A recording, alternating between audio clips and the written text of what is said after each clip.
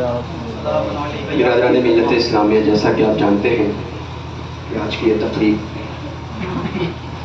پرسیانی سے بے کسا اور چہلم سید وجیہ اللہ قادری رحمۃ اللہ، آپ تمامی حضرات جانتے ہیں کہ سید وجیہ اللہ قادری ایک خطیب بھی تھے، ایک مفتی بھی تھے، ایک بہترین شاعر بھی تھے اور ایک عامل بھی تھے۔ ہر انسان دنیا میں آتا ہے اور اپنی مقررہ مدت گزار کر وہ اپنے رب کے حضور واپس چلا جاتا ہے۔ سارے لوگوں کے ساتھ ایسا ہونا ہے۔ کوئی بھی شخص اپنی مدت سے نہ تو ایک سیکنڈ پہلے جا سکتا ہے نہ ایک سیکنڈ بعد جائے گا۔ انسان کی فطرت یہ ہے کہ انسان اپنے مستقبل کے حوالے سے بڑا احساس واقع ہے۔ انسان فیوچر کی تیاری میں اور اس کی پلاننگ کرنے میں بڑا احساس مند ہے۔ ہر انسان کی یہ فطرت ہوتی ہے کہ جس طرح میرا آج کا دن گزر رہا ہے، آنے والا کل اس سے بہتر ہونا چاہیے۔ ہر انسان کی یہی فطرت ہوتی ہے کہ جس طرح میرا آج کا دن گزر رہا ہے، آنے والا کل اس سے بہتر ہونی چاہیے، چاہے وہ رزق کے اعتبار سے ہو، چاہے وہ روزی کے اعتبار سے ہو، چاہے وہ پہننے اوڑھنے کے اعتبار سے ہو، چاہے وہ کھانے پینے کے اعتبار سے ہو، چاہے وہ عزت و شہرت کے اعتبار سے ہو، چاہے وہ مال و دولت کے اعتبار سے ہو۔ ہر انسان یہ سوچتا ہے کہ میرا آج سے بہتر کل کا دن ہونا چاہیے۔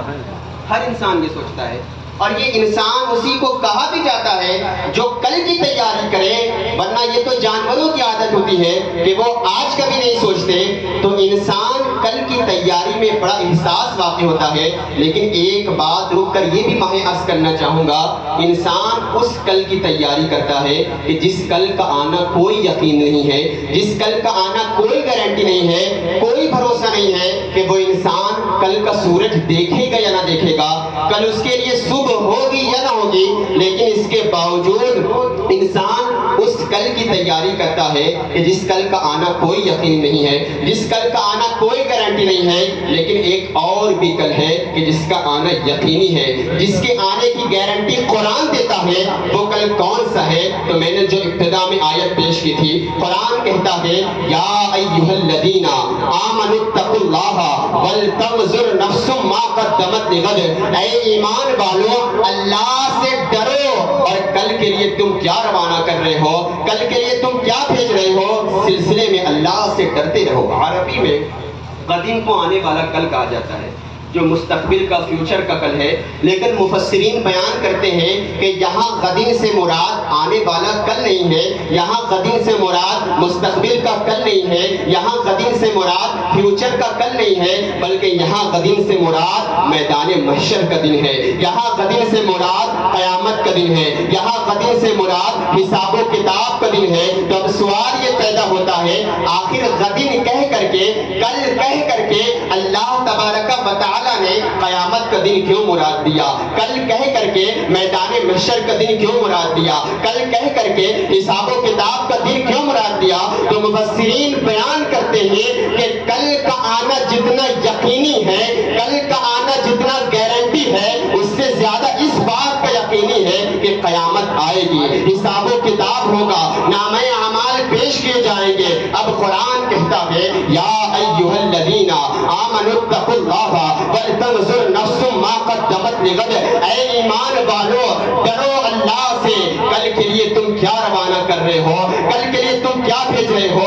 اس سلسلے میں اللہ سے ڈرتے رہو۔ یہاں سے کیا روانہ کر رہے ہو؟ یہاں سے سجدے روانہ کر رہے ہو، یہاں سے نیک اعمال روانہ کر رہے ہو، یہاں سے اچھائیاں روانہ کر رہے ہو، یہاں سے برائیاں روانہ کر رہے ہو، یہاں سے صدقات روانہ کر رہے ہو، یہاں سے نمازیں روانہ کر رہے ہو، یہاں سے حسن اخلاق روانہ کر رہے ہو۔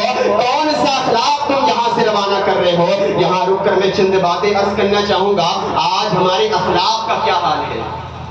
آج ہماری زبانیں اتنی بد زبان ہو گئی کہ اگر نوجوانوں کو دیکھا جائے تو بغیر گالی کی ابتدا ہی نہیں ہوتی، کیا بات ہے، بغیر گالی گلوچ کے زبان سے کلمات ہی نہیں نکلتے۔ کون گالی؟ حضرت علی کرم اللہ تعالی وجہ الکریم بیان فرماتے ہیں کہ اگر کوئی شخص ایک مرتبہ غصے میں چاہے انجانے میں اپنی زبان سے گالی نکلتا ہے تو اس کے قبر میں ایک ایسا بچھو آئے گا کہ اگر وہ بچھو ایک مرتبہ ڈنک مارے گا تو وہ 70 ہاتھ نیچے دس جائے گا۔ آج رسول پاک کے اخلاق کو ہم نے پیٹھ کے پیچھے پھینک دیا ہے۔ کون سا اخلاق، کون سا حسن اخلاق کہ وہ حسن اخلاق جو کل قیامت کے دن ہمارے میزان عمل میں سب سے بھاری چیز ہے۔ آج اسی اخلاق کو، اسی حسن اخلاق کو ہم نے پیٹھ کے پیچھے پھینکا ہے کہ جو اخلاق ہمارا میزان عمل میں سب سے بھاری ہونے والا تھا۔ آج ہم اتنے زیادہ بد زبان ہو گئے، آج ہم نے اخلاق کو اپنے پیٹھ کے پیچھے پھینک دیا۔ ہمارے اس بد کلامی کی وجہ سے ہمارے ماں باپ ہم سے پریشان، ہمارے بھائی ہم سے پریشان، ہم سے رشتہ دار ہم سے پریشان، ہمارے پڑوس والے ہم سے پریشان۔ اگر مصطفیٰ جان رحمت کے اخلاق کی ایک جھلک تمہیں دیکھنا ہے، اگر رسول پاک کے اخلاق کی ایک اعلیٰ مثال تمہیں دیکھنا ہے تو کبھی داؤد نگر ہو آؤ، اور وہاں میاں صاحب کے محلے میں ایک ایسی خانقاہ ہے، زمانہ اسے خانقاہ قادریہ ابدالیہ سلیمانیہ کے نام سے جانتا اور پہچانتا ہے۔ کبھی اس خانقے میں آپ شامل ہو، اگر مصطفیٰ جان رحمت کی اخلاق کی ایک ادا دیکھنی ہے، رسول پاک کے اخلاق کی ایک مثال دیکھنی ہے تو کبھی اس خانقاہ میں حاضر ہو اور وہاں کے لنگر کھانا نہ بھولے۔ رب کعبہ کی قسم، میں اپنے رب کعبہ کی قسم میں اپنے دعوے سے کہتا ہوں، جب آپ لنگر کھانے بیٹھیں گے تو پلیٹ اپنے ہاتھ سے آپ کو لینے کی ضرورت نہیں، بلکہ آپ کے آگے خود پلیٹ لگائی جائے گی۔ اور میں بڑی ذمہ داری کے ساتھ یہ کہنا چاہوں گا کہ کھانا ڈالنے والے اپنے پلیٹ میں آپ خود نہیں ہوں گے، وہاں کا کوئی خدام نہیں ہوگا، بلکہ آپ کی پلیٹوں میں کھانا ڈالنے والی ذات یا تو وہ سید ولی اللہ قادری کی ذات ہوگی، یا سید احمد رضا قادری کی ذات ہوگی، یا سید صبا قادری کی ذات ہوگی، یا سید ندیم قادری کی ذات ہوگی۔ لوگ سمجھتے ہیں کہ میں ہوا میں یہ بات کہتا، ارے نہیں نہیں، رب کعبہ کی قسم یہ مزاج میں نے اپنی آنکھوں سے دیکھا ہے کہ وہ پیر کہ جہاں ملنے کے بعد جس کے پاس وقت نہیں ہوتا، لیکن خانقاہ قادریہ میں سیدنا پاک کے بچوں کا اخلاق ایسا ہے کہ آپ کے پیر ہر دم آپ کے نگاہوں کے سامنے ہوں گے، کبھی آپ کو روٹیاں دیں گے، کبھی آپ کے برتن میں سالن کھالیں گے۔ کبھی کبھی میں سوچتا ہوں یار سیدنا پاک کے بچوں کے یہ اخلاق کا علم ہے تو پھر سیدنا پاک کے اخلاق کا علم کیا ہوگا؟ ارے جب سیدنا پاک کے اخلاق کا یہ علم ہے تو ان کے جد اعلیٰ غوث پاک کا اخلاق کا علم کیا ہوگا؟ اور جب غوث پاک کا یہ اخلاق ہے تو ہم سب کے سردار رسول پاک کا اخلاق کا علم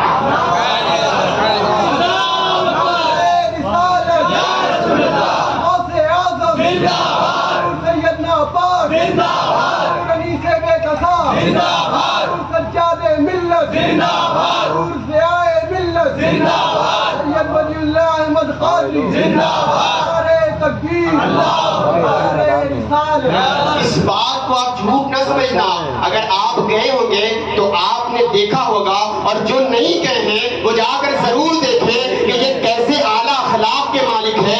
یقیناً مصطفیٰ جان رحمت کا جو اخلاق اعلیٰ تھا، آج سیدنا پاک کے ان بچوں میں وہی اخلاق پایا جاتا ہے جو اخلاق رسول پاک کا اخلاق تھا، وہی اخلاق پایا جاتا ہے جو اخلاق ابو بکر کا تھا، وہی اخلاق پایا جاتا ہے جو عمر فاروق کا تھا، وہی اخلاق پایا جاتا ہے جو صحابہ کا تھا، جو پنجتن کا تھا، جو اہل بیت کا تھا، جو اولیاء کاملین کا تھا، جو اولیاء کاملین کے علاوہ سیدنا پاک کا اخلاق تھا۔ میں سوچتا ہوں یار یہ کیسے اخلاق کے مالک ہیں۔ آپ نے اگر ظاہری حیات میں سید وجی اللہ احمد قادری کو دیکھا ہوگا تو آپ نے ہمیشہ دیکھا کہ ایک مسکراتا چہرہ، ہمیشہ ایک مسکراتا چہرہ کہ جس کی مسکراہٹ سے اس کے لبوں پر، اس کے چہروں پر پھول جیسی تازگی نظر آتی۔ اس کا اخلاق ایسا اخلاق تھا کہ اس کے اخلاق پر لوگ اپنی گردن بھی جھکاتے، اپنا دل بھی جھکاتے۔ وہ ایسا عظیم اخلاق کا مالک تھا، جب وہ خطاب کرتا تھا تو خطابت جس کے اوپر پر ناز کرتی تھی. جب وہ مریضوں کو تعویذ دیتا تھا اللہ نے اس کے ہاتھ میں شفا رکھی تھی. وہ ایسا عظیم اخلاق کا مالک. ایک بات میں عرض کرنا چاہوں گا, کبھی سیدنا پاک کے بچوں کے اخلاق اور ان کے مقام کو ناپنے کی ضرورت نہ کرنا, کبھی ان کے مقام کو ناپ اور تولنے کی کوشش نہ کرنا, بلکہ ان سیدوں کا مقام یہ ہے جو کچھوچا کے اس اعلیٰ حضرت نے کہا مثال مصطفیٰ کوئی پیمبر ہو نہیں سکتا, ستارہ لاکھ چمکے مہر انور ہو نہیں سکتا, کوئی ہو متقی ہو عالم و زاہد زمانے میں مگر آل محمد کے برابر, کوئی ہو متقی ہو عالم و زاہد زمانے میں, کوئی ہو متقی ہو عالم و زاہد زمانے میں مگر آل محمد کے برابر ہو نہیں سکتا. ایک بات میں اور عرض کرتا چلوں کہ صوفیاء کرام سے ایک مرتبہ سوال ہوا کہ حضرت اگر کسی کو نسب سے, کسی سید کو نسب سے نہ پہچانا جائے تو اس کو کیسے پہچان سکتے ہیں؟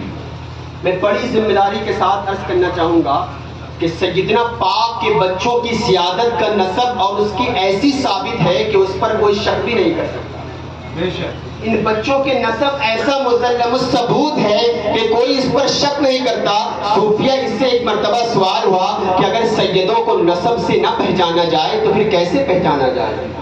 اگر بعض مرتبہ اگر ان کا نسب نہ ظاہر ہو تو پھر ان سیدوں کو کیسے پہچانا جائے؟ تو میں عرض کرنا چاہتا ہوں, صوفیہ ارشاد فرماتے ہیں کہ اگر سیدوں کو نسب سے نہ پہچانا جا سکے تو پھر یہ دیکھو کہ وہ کس اخلاق کے مالک ہے. اگر ان کا اخلاق مصطفیٰ جان رحمت کے اخلاق کی طرح رہا, ان کا اخلاق مصطفیٰ جان رحمت کے اخلاق کی ایک مثال رہا, تو نسب اپنی جگہ مسلم, ان کے اخلاق سے پہچانو کہ وہ سید ہے یا نہیں. میں عرض کرنا چاہوں گا کہ ان بچوں کے نسب کوئی شک ہی نہیں کر سکتا.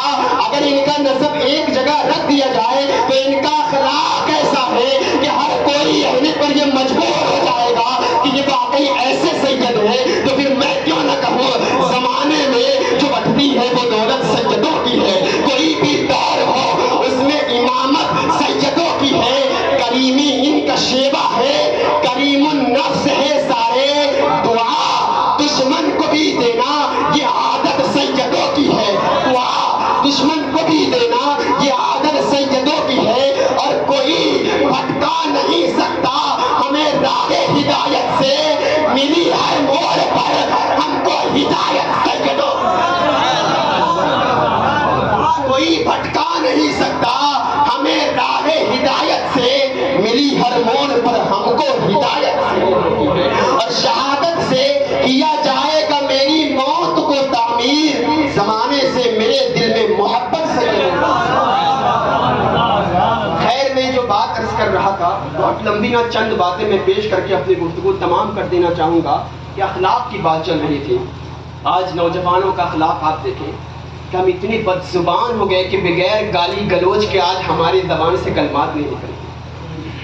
قرآن کہتا ہے یہاں سے کیا بھیج رہے ہو؟ یہاں سے اچھائیاں بھیج رہے ہو, یہاں سے برائیاں بھیج رہے ہو, یہاں سے اعلیٰ اخلاق بھیج رہے ہو, کس چیز کو تم یہاں سے بیچ رہے ہو؟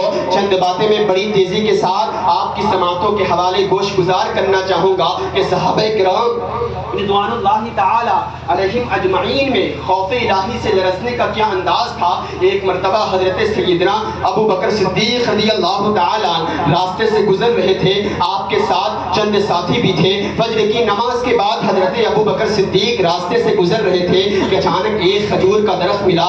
حضرت ابو بکر صدیق رضی اللہ تعالی اس کھجور کے درخت کے نیچے کھڑے ہو گئے اور اس کھجور کے درخت پر چھوٹی چھوٹی چڑیاں, ننھی ننھی چڑیاں بیٹھی ہوئی تھی اور اپنی زبان میں ترانہ گنگنا رہی تھی. حضرت ابو بکر صدیق رضی اللہ تعالی انہوں نے ان چڑیوں کو دیکھا تو دیکھتے دیکھتے زاروں قطار ہونے لگے, آنکھوں سے اشکوں کی برسات ہونے لگی. جو آپ کے ساتھ ساتھی تھے پوچھا حضور آخر ان چڑیوں کو دیکھ کر رونے کی وجہ کیا ہے؟ حضرت ابو بکر صدیق نے کہا یہ چڑیاں بہت زیادہ خوش نصیب ہیں, بہت خوش نصیب ہے. یہ کہہ کر ابو بکر صدیق اور بھی زیادہ رونے لگے۔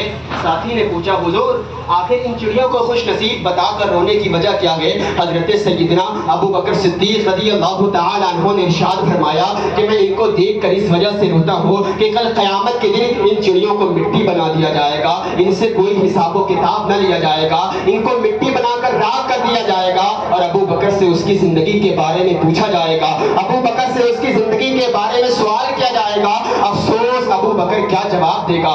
ابو بکر جواب دینے کی طاقت کیا رکھتا ہے؟ میں پوچھنا چاہتا ہوں کون ابو بکر ہے؟ آپ جمعے کے خطبے میں سنتے ہوں گے افضل البشری بعد الانبیاء بالتحقیق کہ تمام انبیاء کے بعد جس کا مقام سب سے افضل و اعلیٰ ہے وہ ذات حضرت ابو بکر صدیق کی ذات ہے کہ جس کا چہرہ دیکھنا عبادت ہے، جس کا ذکر کرنا عبادت ہے، جس کے تصور میں کھو جانا عبادت ہے، وہ ابو بکر صدیق اس طرح چڑیوں کو دیکھ کر لرز رہا ہے کہ ان چڑیوں کو مٹی بنا دیا جائے گا اور ابو بکر سے اس کی زندگی کے بارے میں پوچھا جائے گا۔ افسوس ابو بکر کیا جواب دیکھا؟ آپ اندازہ کریں کہ وہ ابو بکر کہ جو اتنی فضیلتوں کا مالک ہے آخرت کے تصور سے ایسا لرز رہا ہے۔ آج ہم تو دن گناہ کرتے ہیں، دن گناہ کرتے ہیں، شام گناہ کرتے ہیں، زندگی کا لمحہ لمحہ گناہوں میں گزر جاتا ہے۔ یا کبھی ہمارے دل میں خیال آتا ہے کہ یار اللہ تبارک و تعالیٰ کی بارگاہ میں ہمیں جواب دینا ہے، یہ جتنے گناہ ہم کر رہے ہیں ہمیں رب کی بارگاہ میں جواب دینے ہونا پڑے گا۔ ارے وہ صحابہ کہ جن کی سانسیں ذکر الہی کے ساتھ چلتی تھی وہ اس طرح خوف الہی سے لرز رہے ہیں، اور آج ہم دن رات گناہ کرتے ہیں لیکن ہمیں اس کا احساس نہیں ہوتا۔ ارے جس دوستوں کی محفل میں آپ گالی گلوچ کرتے ہیں ذرا سنو سنو، قرآن کہتا ہے الاخلاء یومئذ بعضهم لبعض الا المتقین کہ جتنے تمہارے دوست ہیں وہ سب دشمن بنا دیے جائیں گے۔ اے لوگوں قرآن کہتا ہے نہ دوست کام آنے والا ہے، ایک مقام پر کہتا ہے یوم یفر المرء من اخیہ وامہ وابیہ، یہ وہ دن ایسا دن ہوگا کہ انسان اپنے بھائی سے بھاگے گا، اپنے بھائی کی پرواہ نہ کرے گا، اپنے ماں باپ سے گریز کرے گا۔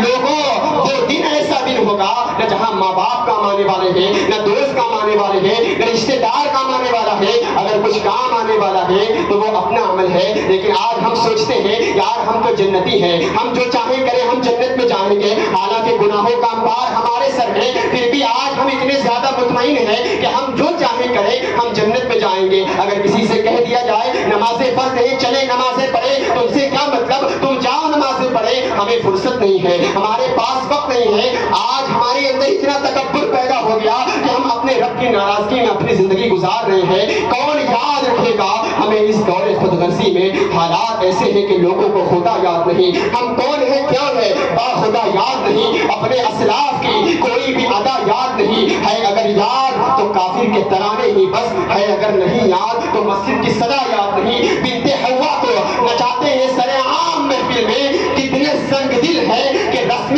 حیا یاد نہیں، اور آج اپنی ذلت کا سبب یہی ہے شاید سب کچھ یاد ہے مگر خدا یاد نہیں، سب کچھ یاد ہے مگر خدا یاد نہیں۔ آج ہم مطمئن سکون سے بیٹھے رہے، ہمیں کیا فکر ہے، ہم تو جنتی ہیں، ہم جنت میں جائیں گے۔ آخری واقعہ پیش کر کے میں اپنی گفتگو تمام کر دینا چاہوں گا۔ آج ہم بڑے خوش فہمی جیتے ہیں کہ ہم تو عاشق رسول ہیں، عاشق رسول ہیں، ہمارا کیا گناہ ہے، ہم تو سیدھے ڈائریکٹ جنت میں جائیں گے۔ عاشق کہتے کسے ہیں؟ ایک آخری واقعہ پیش کر کے میں بڑی تیزی کے ساتھ رخصت ہو جاؤں گا۔ حضرت ثعلبہ ابن عبد الرحمن رضی اللہ تعالی عنہ، دیکھیں کہ اصل عاشق کہتے کسے ہیں، جو ہم ہیں یا پھر وہ لوگ ہیں۔ ثعلبہ ابن عبد الرحمن غیر مسلم تھے، رسول پاک صلی اللہ تعالی علیہ وسلم کو ایک نظر دیکھا محبت ہو گئی، ابھی اسلام کے اندر نہیں داخل ہوئے تھے، رسول پاک صلی اللہ تعالی علیہ وسلم کو ایک نظر دیکھا، محبت کر بیٹھے، ان پر فریبدہ ہو گئے، ان پر نثار ہو گئے۔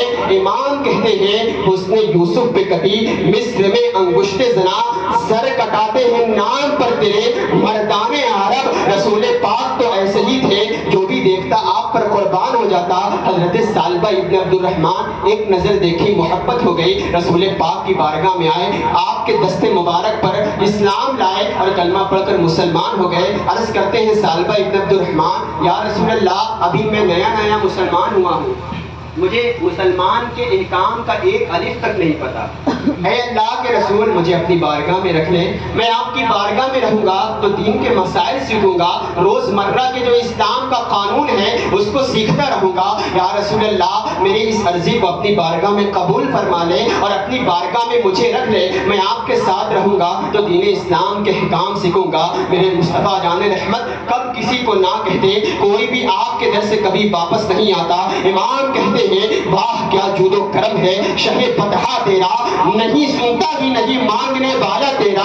سالبہ کہتے ہیں یا رسول اللہ اپنی بارگاہ میں رکھیں. حضور نے کہا ٹھیک ہے. اب سالبہ ابن عبد الرحمن رسول پاک کے ساتھ شب و روز رہنے لگے. دھیرے دھیرے اسلام کے مسائل سیکھتے, قانون سیکھتے.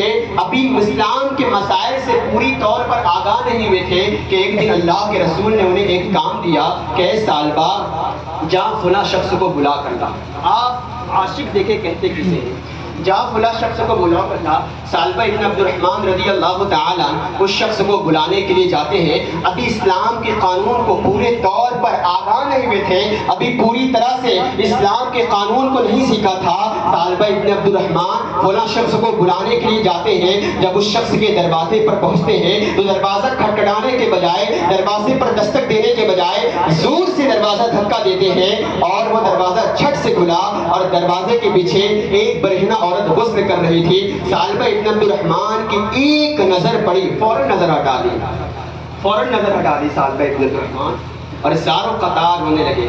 سالبہ ابن عبد الرحمن گویا اندر سے عشق بات کرنے لگا. سالبہ یہ تو نے کیا دیکھ لیا, یہ تو نے سالبہ کیا دیکھ لیا. استاد محترم اور دیگر علماء کرام تشریف فرما ہے, اگر میں کچھ سہ و غلطیاں کروں گا تو ضرور رہنمائی فرمائیں گے. میں طالب علم ہوں.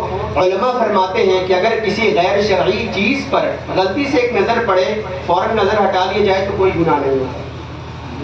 اگر کسی غیر شرعی چیز پر, کسی حرام چیز پر ایک نظر غلطی سے پڑ جائے, فوراً نظر ہٹا لیا جائے, کوئی گناہ نہیں کرتا, بلکہ فقہاء ارشاد فرماتے ہیں اس پر اللہ ثواب عطا کرتا ہے. سالبہ ابن عبد الرحمن کے ساتھ بھی کچھ ایسا ہی ہوا. ایک نظر برہنہ عورت کو دیکھا, غلطی سے فوراً نظر ہٹا لی اور عشق بات کرنے لگا. سالبہ یہ تو نے کتنا بڑا گناہ کیا ہے, سالبہ یہ تو نے کیا دیکھ لیا.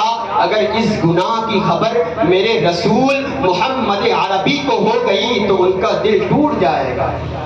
ایک نہ کردہ گناہ پر سالبہ ابن عبد الرحمن کا عشق اندر سے بات کرنے لگا. سالبہ اگر یہ گناہ کی خبر رسول کو ہو گئی تو ان کا دل ٹوٹ جائے گا کہ سالبہ جو میری بارگاہ میں رہتا تھا اتنا بڑا گناہ کیا ہے. ذرا سوچو آج ہم جس رات گناہ کرتے ہیں کہ ہم عاشق رسول ہیں, کبھی ہمارے دل میں یہ خیال پیدا ہوتا ہے کہ یار یہ گناہ کی خبر رسول پاک کو ہوتی ہوگی. آج رات کی نظروں میں, آج ہم رات کی خلوت میں گندے گندے چیزیں اور گندے گندے ویڈیوز اور سانگ سنتے رہیں گے. کیا کبھی ہمارا دل اندر سے بات کرتا ہے کہ یار رسول پاک کو اس کی خبر ہوتی ہوگی. آج نمازوں کی قضا پر قضا ہم کرتے گئے, رسول پاک کی آنکھوں کو تکالیف ہم دیتے رہے اور ہم سمجھتے رہے کہ مجھ سے بڑا عاشق رسول کوئی نہیں ہے. ارے وہ عاشق رسول ایسے تھے کہ نہ کرتا گناہ پر سوچتے تھے کہ اگر یہ نہ کرتا گناہ رسول کو پتہ چلے گا تو ان کا دل ٹوٹ جائے گا. سالبہ ابن عبد الرحمن زاروں قطار رونے لگے اور ایک دعائیہ کلمات اپنی زبان سے نکالی, مولا جتنا بڑی سزا دینا ہے مجھے دے دے, لیکن اس گناہ کی خبر رسول کو ہونے نہ دینا. یہ عاشق تھے, یہی روتے رہے, زاروں قطار دعا کرتے رہے, مولا جتنی بڑی سزا دینا چاہے دے دے, لیکن اس گناہ کی خبر رسول کو ہونے نہ دینا. سالبہ ابن عبد الرحمن اسی ڈر سے کہ رسول کے پاس جاؤں گا تو ان کو گناہ کی خبر ہوگی, سالبہ ابن عبد الرحمن حضور کے پاس نہیں گئے بلکہ ایک پہاڑی پر چلے گئے. پہاڑ پر چلے گئے اور کئی دن گزر گیا. اللہ کے رسول نے حضرت عمر کو بلایا. یار سالبہ ابن عبد الرحمن کو بھیجا تھا فلاں شخص کو بلانے کے لیے, آج کئی دن گزر گیا, کہاں چلا گیا؟ تھوڑی دیر کے بعد رسول پاک نے پھر حضرت عمر کو بلایا اور سلمان فارسی کو بلایا اور کہا اے عمر اور اے سلمان فارسی فلاں پہاڑی پر جا, سالبہ ابن عبد الرحمن وہاں موجود ہے, وہاں سے اس کو لے کر کا.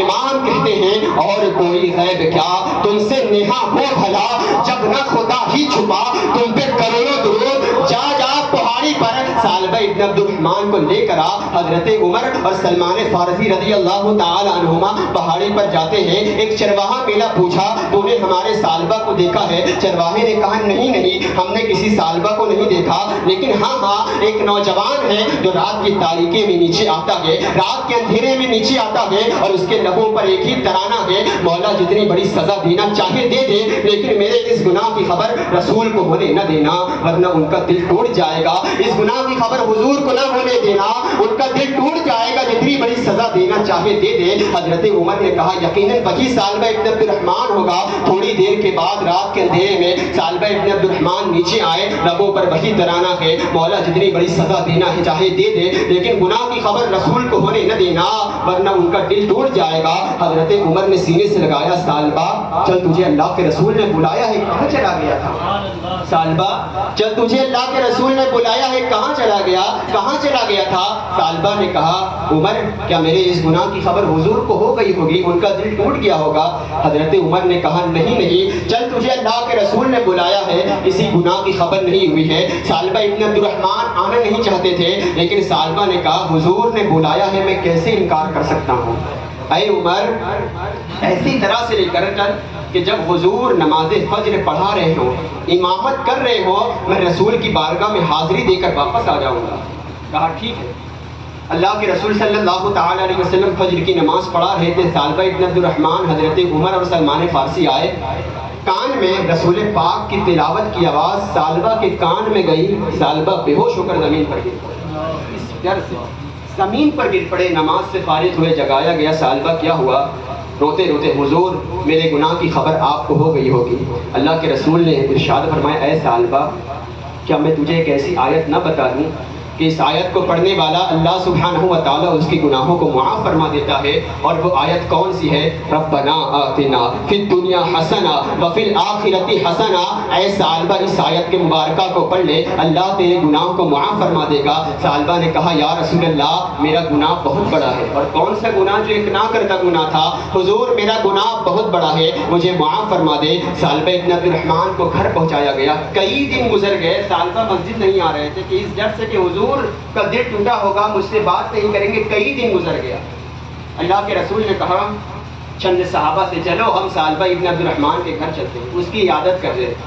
کیسا وہ خوش نصیب صحابی رسول ہے کہ جس کے گھر عیادت کرنے کے لیے مصطفیٰ جان رحمت بھی اور صحابہ اکرام بھی جا رہے ہیں۔ حاضر ہوئے، سالبہ ابن عبد الرحمن کے سرانے رسول پاک بیٹھے اور سالبہ ابن عبد الرحمن کا سر اپنی گود میں رکھا۔ سالبہ ابن عبد الرحمن نے کہا حضور میرا سر اور میں بہت گناہگار ہوں، اپنی گود میں سر نہ رکھیں، ہٹا دیا فوراً۔ رسول پاک نے پھر سر اٹھایا، اپنی گود میں رکھا، سالبہ نے پھر ہٹا لیا، یا رسول اللہ یہ عمل نہ کریں، میں بہت گناہگار ہوں، میرا سر اس لائق نہیں کہ وہ آپ کی گود میں رہے۔ ابھی محب اور محبوب کا یہ انداز چل رہا تھا کہ بارگاہ مصطفیٰ میں حضرت جبریل علیہ السلام حاضر ہو گئے، عرض کرتے ہیں یا رسول اللہ اللہ آپ کو سلام کہتا ہے اور اللہ کہتا ہے یہ سالبہ ابن عبد الرحمن ایک نہ کردہ گناہ پر اتنا شرمندہ ہے کہ اللہ سبحانہ و تعالیٰ اس کی شرمندگی کے صدقے امت محمدیہ کے تمام گناہوں کو معاف فرما دے گا۔ اللہ کے رسول نے یہ فضیلت جب صحابہ کو سنائی، صحابہ کرام مچل گئے، یا رسول اللہ جلدی یہ فضیلت سالبہ ابن عبد الرحمن کو سنائیں، کبھی یہ جو اس کی طبیعت خراب ہے ابھی یہ اچانک اٹھ بیٹھے گا، ابھی یہ جو رو رہا ہے ابھی مسکرانے لگے گا۔ سالبہ ابن عبد الرحمن سے حضور نے ارشاد فرمایا اے سالبہ تو ایک نہ کردہ گناہ پر اتنا شرمندہ ہے؟ اللہ کہتا ہے کہ اللہ تیری شرمندگی کے صدقے امت محمدیہ کی مغفرت فرمائے۔ صحابہ اکرام سمجھ رہے تھے کہ سالبہ ابن عبد الرحمن ابھی اٹھ کر کھڑا ہو جائے گا، ابھی روتا ہوا سالبہ ابن عبد الرحمن مسکرانے لگے گا، لیکن صحابہ کہتے ہیں ہم نے عجیب منظر دیکھا، ہم سمجھ رہے تھے کہ سالبہ کی ابھی طبیعت صحیح ہو جائے گی، لیکن سالبہ نے ایک چیخ ماری اور زمین پر گرے، روح قبض سے پرواز کر گئی، انتقال فرما گئے۔ اللہ کے رسول نے کہا اس کا جنازہ تیار کرو اور میں بھی شامل ہونا چاہوں گا۔ سالبہ ابن عبد الرحمن کا جنازہ تیار کیا گیا، رسول پاک تشریف لائے، صحابہ نے ایک عجیب منظر دیکھا کہ اللہ کے رسول پنجوں کے بل چل رہے ہیں، پنجوں کے بل چل رہے ہیں۔ چند صحابہ کرام حاضر ہوئے، یا رسول اللہ ہم نے کبھی آپ کو نہیں دیکھا تھا کہ آپ کسی کے جنازے میں پنجوں کے بل چلتے ہو. یا رسول اللہ ماجرا کیا ہے کہ آج صالبہ کے جنازے میں آج پنجوں کے بل چلے ہیں؟ حضور کیا آپ کے طلبے میں کوئی تکلیف ہے؟ حضور بتائیں ہم آپ کے ساتھ ہیں. یا رسول اللہ بتائیں آپ کیوں پنجوں کے بل چل رہے ہیں؟ اللہ کے رسول نے ارشاد فرمایا یہ صالبہ ابن عبد الرحمن ایک نہ کردہ گناہ پر اتنا شرمندہ تھا کہ اللہ نے اس کے جنازے میں شریک ہونے کے لیے عالم بالا کے تمام فرشتوں کو روئے زمین پر نازل کر دیا ہے. زمین پر پاؤں رکھنے کی جگہ نہیں ہے، اسی لیے میں پنجوں کے بل چل رہا ہوں. یہ ہوتے ہیں حقیقی عاشق رسول. جب ایسا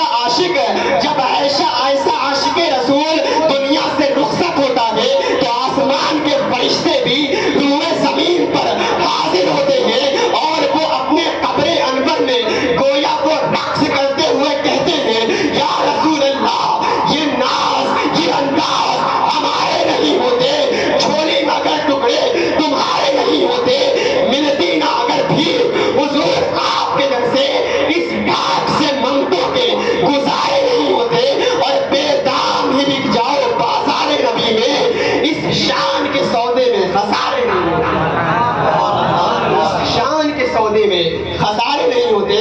رب کعبہ کی قسم جس کو عاشقی ہم سمجھتے ہیں کہ ہم گناہ بھی کرتے رہے، ہم سے بڑا عاشق رسول کوئی نہیں ہے. یقیناً یہ ہم اپنے آپ کو دھوکہ دے رہے ہیں. ہمارا ضمیر اتنا مردہ ہو چکا ہے کہ ہم اتنے زیادہ مطمئن ہیں کہ ہم جو چاہیں کریں ہم جنت میں جائیں گے. رب کعبہ کی قسم کم از کم اتنا تو حق ادا کر دو کہ جس کے لیے زندگی دی گئی ہے اس کے فرمان کے مطابق زندگی گزارے. بارہا آپ نے اپنے علماء سے سنا ہوگا کہ رسول پاک صلی اللہ تعالی علیہ وسلم کے صدقے وجود کائنات آئی. اگر رسول نہ ہوتے تو ہمارا وجود کیا ہوتا؟ رسول پاک کے صدقے ہمیں زندگی دی گئی ہے تو کم از کم ہم اپنے رسول کے فرمان کے مطابق تو زندگی گزارے، ان کے فرمان کے ساتھ ذرا باسی تو نہ کریں، اس لیے کہ زندگی تو اسی مصطفیٰ جان رحمت کے صدقے میں ملی ہے. امام کہتے ہیں یا رسول اللہ زمین و زمان تمہارے لیے، مکین و مکر تمہارے لیے، چنین و چنا تمہارے لیے، بنے دو جہاں تمہارے لیے، تحریم زبان تمہارے لیے، بدن میں ہے جان تمہارے لیے، ہم آئے جہاں تمہارے لیے، اٹھے بھی وہاں تمہارے لیے، تمہاری چمک تمہاری دمک تمہاری مہک تمہاری جدک، زمین و فلک سماق و زمک میں سکہ نشان تمہارے لیے، اصالت کل امامت کل عمارت کل حکومت کل ولایت کل ہوتا کہ یہاں تمہارے لیے. اگر رسول نہ ہوتے تو ہمارا وجود کیا ہوتا؟ ہم کیوں اپنے رسول کے ساتھ دغا بازی کرتے رہے؟ مصطفیٰ جان رحمت کے اخلاق کو ہم نے پیٹ کے پیچھے دیکھا ہے. آج اسی لیے ہم کمزور ہیں، آج اسی لیے ہم ذلیل ہیں، آج اسی لیے ہم رسوا ہیں.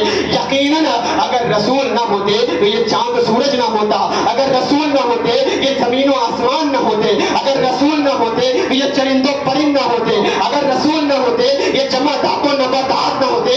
اقبال کہتے ہیں وہ نہ یہ پھول تو بلبل کا ترنم بھی نہ ہو، چمن دہر میں کلیوں کا تبسم بھی نہ ہو، یہ ساقی ہو تو پھر میں بھی نہ ہو تم بھی نہ ہو، بس میں توحید بھی دنیا میں نہ ہو تم بھی نہ ہو. امام کہتے ہیں یہ صفا سے نک وہ کلی چٹک، یہ زبان چہک لبے جو جھلک، یہ مہک جھلک یہ چمک دمک سب اسی کے دم کی بہار ہے. یہ سمن کے سو سے نو یا سمن، یہ بنفش سنبل نسترن گل سے میں لالا بھرا چمن. وہی ایک جلوہ ہزار ہے، وہی ایک جلوہ ہزار ہے. وہ نہ تھا تو باغ میں کچھ نہ تھا، وہ نہ ہو تو باغ ہو سب فنا.